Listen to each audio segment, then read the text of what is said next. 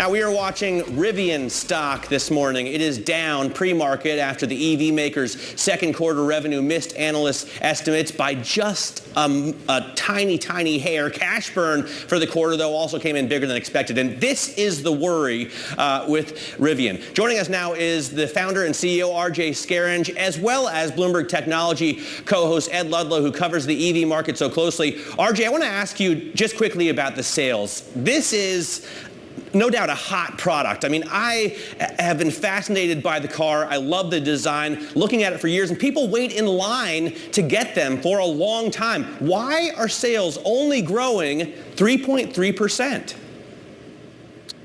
Yeah, I mean, it's great. As you said, it's great to see the reaction to the products. And we see that both through the excitement of our customers directly, but there's lots of ways to measure this. And we just had J.D. Power does an annual appeal study. We came out as the number one brand this year. We had a number one ranking on a J.D. Power study last year. So the reaction to the product's been great. We've in the second quarter, we went through a big refresh to the product where we've now launched what we call Generation 2 of that vehicle, of the R1T and the R1S, where we made significant improvements in the product, but also took a tremendous amount of cost out of the vehicle. RJ, the kind of summary of the earnings print was that all of the guidance previously issued was reiterated, and there's a lot of positivity around that. Very simply, loads of people asked me to ask you, can you define what modest gross profit means, or what you're defining it by in order to achieve it? Yeah. I mean, ultimately, this has been the central focus for us as a company, as a business, is driving cost efficiencies into everything that we do, into our bill of materials, into how we operate and run our plant, and ultimately driving towards getting our production of our R1T and R1S to positive gross margin, ultimately to have the business get to positive free cash flow and profitability. So there's a whole series of steps we're making along the way in terms of improving costs, but the biggest singular step that we've made is what we did in the second quarter. We took the plant down for about a month. Well, we made meaningful changes to the operations, and importantly changed a significant portion of our supply base out to new suppliers in conjunction with a number of design improvements. And all of that comes together to take us to a place where the incremental contribution of every vehicle we sell is positive, and that's that's what we're driving towards. That's what we continue to guide towards for the fourth quarter this year.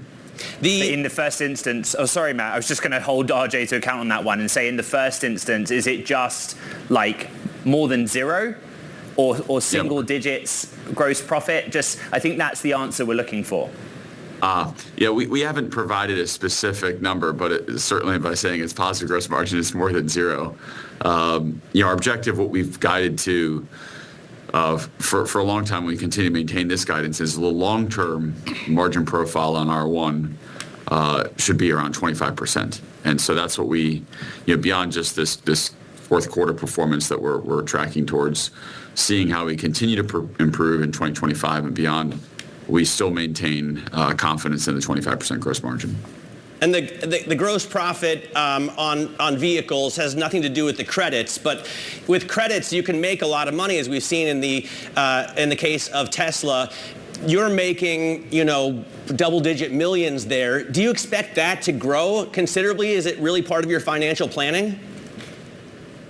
Yeah, I think as we design the business and think about how we're operating the company, the credits environment is certainly something that's a helpful tailwind, but we don't design the company or the business or a strategy around it. It is worth noting, though, that we're seeing the credits environment really become a lot stronger as a number of existing or legacy manufacturers dial back or walk back from their electrification strategies, and we see that as further, I mean, the most important point here is it further amplifies the need for more product in the marketplace. There's very, very little choice in the sub $50,000 price range, and we see that with just the dominant market share position that Tesla has with its Model 3 and its Model Y. Customers need choice, and so this is why we're so excited about the R2 program, because we think there's a tremendous amount of latent demand that wants to buy a vehicle a lot like an R2, wants something that's less than $50,000. Okay. And that product, when it comes to market, it hopefully answers that need. RJ, for most of the time that you and I have known each other and we've talked, Rivian has been in a position where it's been supply constrained. I wonder if that's still the case on the R1 refresh. You talked last night as a big factor towards gross profit being ASP essentially, that these higher performance spec R1s are going to put you in a wider range of price points, but that will be a contributing factor. Is there a backlog essentially for R1? Are you supply constrained in that sense? I mean, it's an important point. We've with the relaunch of what we call the Gen 2 R1, it's not just cost out. We've also added some new packages. We have a tri-motor, our new next generation quad motor is extremely high performance. That's allowed us to stretch the pricing band from our base, roughly $70,000 vehicle up to over $100,000 for our quad motor. And what that's really helpful in doing is helping to drive continual, sort of maintenance of that high average selling price. So this is something that we also continue to have confidence in. It does reflect, as you pointed out, that there's a backlog of interest and excitement around the product. And today, one of the things we're focused on is making sure that the tri-motor and the quad motor ramp meets customer demand. Those are the higher price variants. They're great for driving ASP. They're also the products that a lot of our early adopter customers really want to get. They want the best version of the vehicle that we make. I want a quad motor. Over 1,000 horsepower with this vehicle. I think it starts at around 100 grand if I want the highest trim level, RJ. I would have to borrow money to buy that. How important is it for you that the Fed bring rates down into the next year?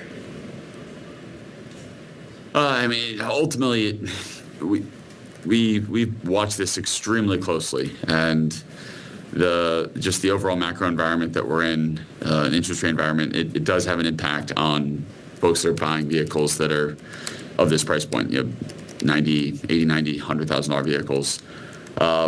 It's hard for us to predict exactly how that's going to play out. We, much like in the credits environment, we work really hard to make sure that our business is not dependent upon ultra low rates, but it certainly affects anybody who's selling products that have financing associated with them.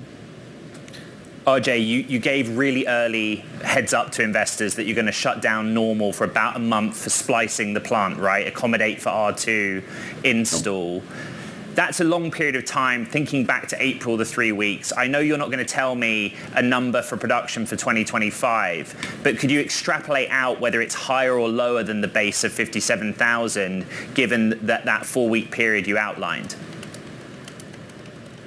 The decision to put R2 in normal was one that's going to ultimately provide us around $2.25 billion of capital savings in terms of reduce the amount of capital necessary to launch R2.